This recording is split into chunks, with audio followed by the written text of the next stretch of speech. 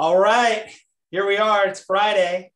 I can't believe how quick the year's flying by. I can't believe we're now leaning into the second weekend of April. It's Financial Friday. And as you know, if you've been following the show, you know that we interview Michael. We get his take on basically a wrap up of the financial news. How you doing today, Michael? I'm doing very well. A couple of things. First of all, love the hat. Thank you for the Yeah. support. I appreciate it. Second, if you're in California, don't forget property taxes are due tomorrow. I almost forgot. So I've got to write some beefy checks here today. Yes, I still write checks for my or for taxes. It's just what I do. So thank you for this. I look forward to this. This is a culmination of my week, this session. So I look forward to this. It's a lot of fun. I love it. Same for me. And thank you for all the wisdom and the nuggets. I'm going to just say this. This is something we didn't talk pre-roll, but my friend Alex Lair, who Lair Real Estate, Guided Real Estate, he's from Silicon Valley also. He's a part of Tony Robbins' Platinum Partnership. And what I think will be fun is he's at a financial summit where they bring in people like in the past, he's been where Bernanke, Greenspan, they brought in Ray Dalio, Harry Dent. This one I communicated with Alex. They said there's going to be 27 speakers that are there for this financial summit this week. So I think as a teaser, it just kind of came to me, but as a teaser, I want to get Alex on, and then I want you and Alex to kind of go back and forth on kind of what he was picking up. Does that sound good? Oh, dude, I'd be down. I'd be down for that. That could be a 90-minute show. I look forward to that. Yeah, I'm going to get it scheduled when Alex gets home and gets settled. My guess is about 2 weeks, maybe 10 days, 2 weeks, something like that. So let's get right into it. So let's talk. I think the biggest thing this week, let's talk about the CFPB and some of the banking regulations. I know there was a lot of news there. Give us your take on that. Yeah. So one of the things I want you to do is if you're in the Squad Up Facebook group is you can go back to last Wednesday. So not this one 2 days ago, but the one prior where I was discussing with the group. Great conversation. You got to join Squad Up if you haven't already. But one of the questions about like 30 minutes into it was awesome. And I actually stopped and congratulated. I forget the young lady that asked the question, but it was basically, hey, what could you have wrong? Right. I have very strong opinions, as I've been known to do. And I stood back and I said, you know what? The one thing that I am counting on that absolutely could go the other way is banks. Basically, what my opinion was last week, so 10 days ago, was, hey, if the banks decide to act more like 2008 versus what I expect them to act like in 2021, that could be a nasty surprise. Because back in 2008, the general story is if you weren't 90 days late, they didn't want to talk to you. Once you got 90 days late, you were 97.2% likely to be short sold or foreclosed. It was a bad thing. And that was the first domino that fell. And then housing prices collapsed across the country because of bad debt and arms. And we all know the story. Yeah. So last week, I said, I expect banks to bend over backwards. I expect banks to create seconds at no interest. I expect banks to basically do the opposite of what they did last time. And I said in that great question is, if banks come out and do anything less than I expect, we could have problems. Well, lo and behold, sometimes you got to love timing. The CFPB, Consumer Finance Protection Bureau, came out with a letter or a statement basically saying, if you're a lender or a servicer and one of your borrowers is been impacted by this horrible event of the last 14 or 15 months, thou shalt better bend over backwards to do a workout. And a workout will be a smaller payment going forward, seconds with 0% interest and no payments, just all of these things. So what is happening is I expected banks to bend over backwards.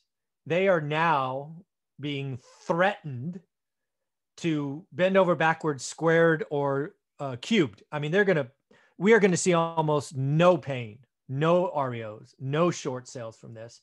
And, oh, by the way, they're delaying it until next year anyway, right? December 31st. So I guess what I'll say to last week, it was a great question. It made me think, so I appreciate it. But now we have guidance that says, not only are the banks going to act like you thought, Michael, but they're going to act in ways that you didn't think were possible, right? I expected about 15 to 20% of the inventory to eventually come up as short sales or foreclosures, which if you talk 3.2 million would have been about 600,000 homes or 400,000 homes. Sorry.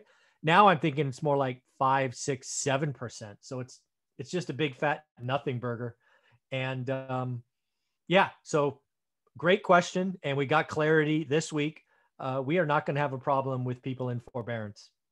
Yeah, I would agree with you. And it's interesting because in 2008, 2009, there was a saying that people talked about extend and pretend. Yeah, exactly. Yeah. Right. So people would just extend their loans and pretend as if, hey, everything will work out. And in this case, it worked. It stabilized the market in some ways. So, and or even kept people in their homes longer so that at least they could even, maybe stock away a little bit of money so that if they did eventually lose it to a short sale or foreclosure, they had some cash to go and secure another rental property. So, this is real. Okay, well, good. This is good to know. So we're not going to see this big giant tsunami of foreclosures is what you basically, you're still in that thought process. Yeah. It's not happening in 2021. It's now impossible.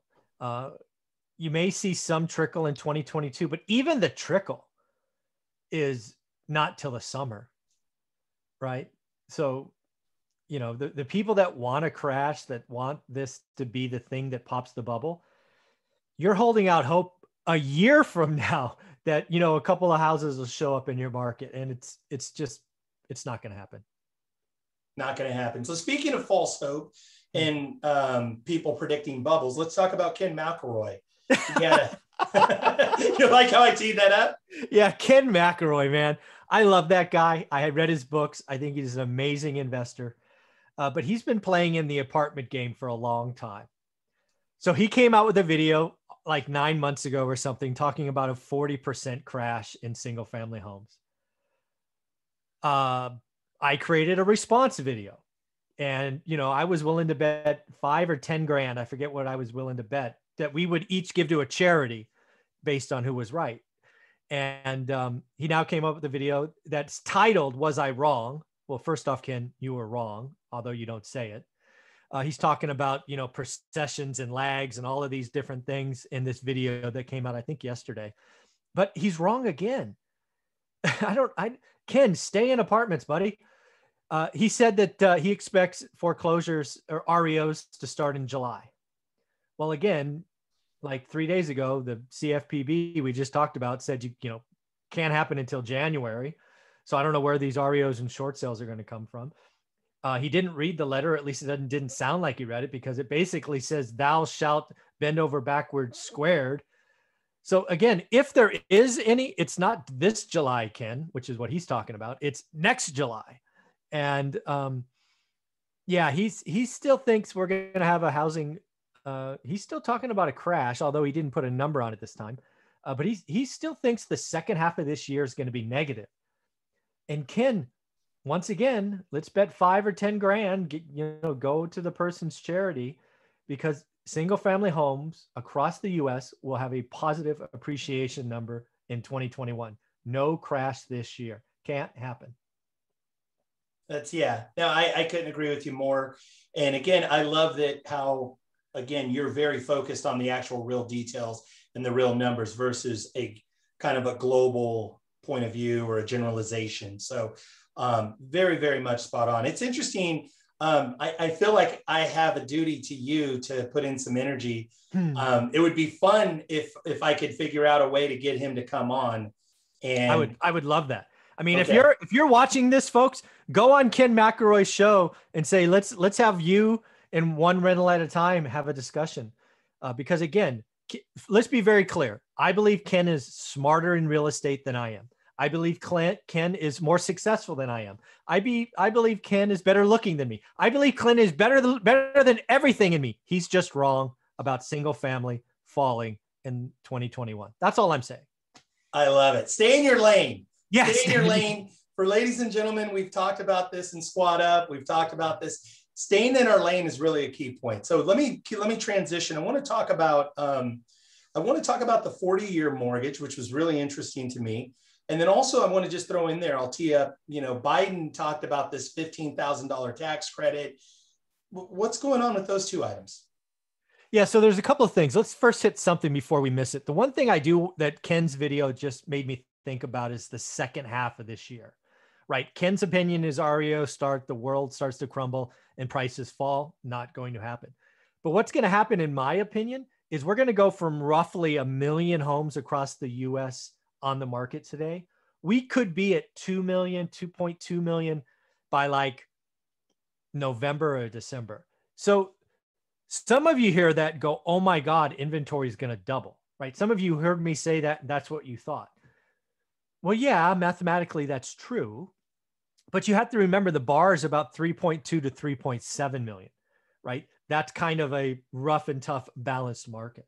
So even if we got to 2.2, or heaven forbid I'm off by 20%, we got to 2.6, we're not even quite there yet. All that does, in my opinion, is slow appreciation. I think the fact that we had 12% appreciation when Ken called for a 40% drop is just amazing. I think what we're going to likely see if inventory does increase, as I expect, the price increase will just slow down. It will go from 12 to 8 or 8 to 5. Is a 5% appreciation a crash? Not when I last checked. It might be a 7% drop. It might be a 50% drop in appreciation. With statistics, you can always mess with numbers, right? You go from 12 to 6%, and somebody could write, appreciation falls 50%. All right, that's mathematically correct, but that is so disingenuous. So we're going to have a positive number this year. I'm going to guess right around 8% because I do think inventory is going to come up. So now to your questions. I didn't want to miss that with Ken because I do think Ken brings up a good point. I think inventory rises from where we are. It just doesn't impact prices. And maybe just slows down appreciation that's all it does. Instead of like, well, and as an example, like I have a friend of mine looking to buy a house, and every house has 30 or 40 offers. That's just ridiculous, right? Oh, it's stupid. If a house is really in good shape and it's gorgeous and it's priced well, in a normal market, maybe they get 3 to 5 offers. Right. If that neighborhood's exceptional, maybe it's 5 to 10 offers. Right. If the price is exceptional, something like that. So really, you're not saying that the market's going to shift with this increase in inventory into the second half of the year, but it's just going to be not as crazy as this bounce up in pricing. Is that right? So what I want to be very clear, because I think this is important. A lot of people that watch us are investors. Yep. I think the prettiest, cleanest, nicest stuff still flies off the shelf. But let's be honest, that's not the stuff you and I are looking for. We're looking for the stuff with a little funk on it, right? A little old and outdated, a little stuff we can spit and polish. That's the stuff that's going to start sitting. Because here's the deal, folks. My students and myself, I look every gosh darn day. I wish people would realize that. I'm already starting to see the signs that inventory is going to grow. How do I know? Because people are putting out inventory that is sub quality at stupid prices. And you could already start to see them sit. The market is already changing, folks, but if you don't look every day, you won't see it. So in the second half, I expect investors who follow what I teach and I talk about to start making deals. That's a beautiful, again, the prettiest, the nicest, the dialed in one. It's going to still fly off the shelf, but you and I aren't buying those. That's not what, those are for owners. Let owners take those. We're going to find the stuff that needs some, some help. And I'm excited. I haven't been this excited in 5 or 6 years. I love it. I love it. So let's transition. So the 40-year mortgage and then also 15K tax credit. What's going on there? Yeah. So the 40-year mortgage is something I've heard about. I've done the math on, and something that's mentioned in the CFPB letter or statement that we mentioned in the very beginning. I might be reaching on this one. This one might be a reach. Okay. But part of that letter or statement says, thou shalt go all the way out to 40-year mortgage, because the idea is to keep people in their homes. And one of the ways to do that is to lower the payment is just to extend the term. Think car loans used to be 5 years. Now they're 7 or 8, right? Sometimes 10. Crazy. What they're doing is they're potentially taking a 30-year mortgage, adding on 120 months, and that will lower the payment. So I'm looking at that going, oh my God, Because I remember when I had just turned 18, I think, and I had done I was just getting my accounting basics. We did some mortgage stuff just to get used to the math. And 15 years was very common back then, right? A 15-year mortgage. It was kind of the standard. Today, 3 decades later, a 30-year is the standard.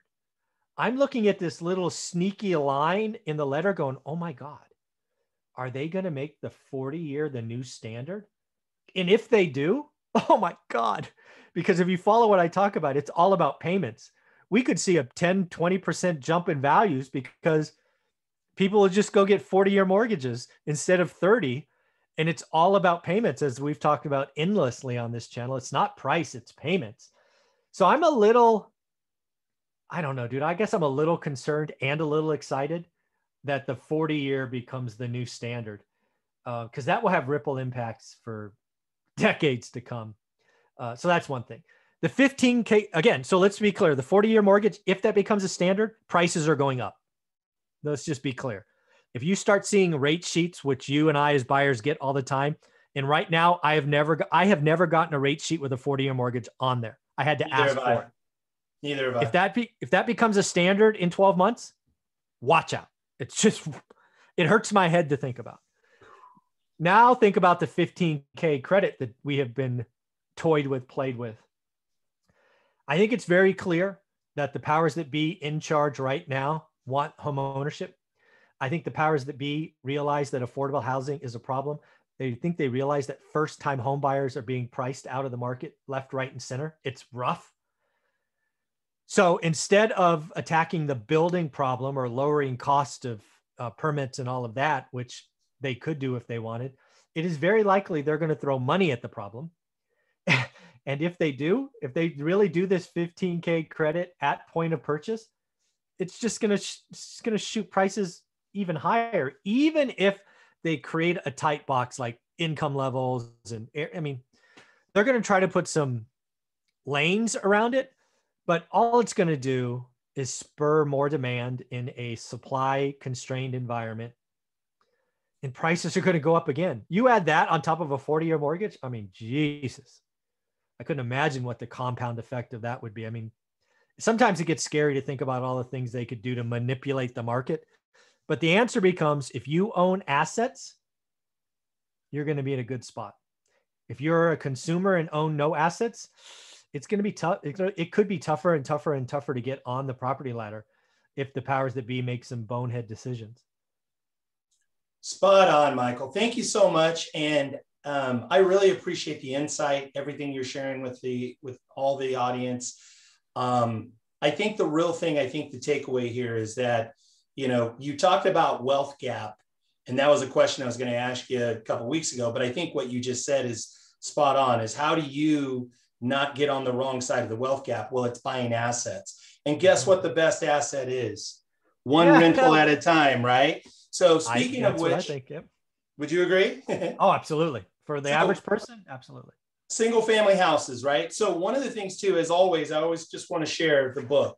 So here's the book, One Rental at a Time. You can find Michael on YouTube. He's on Facebook. He's on Instagram. My favorite is his daily news on YouTube.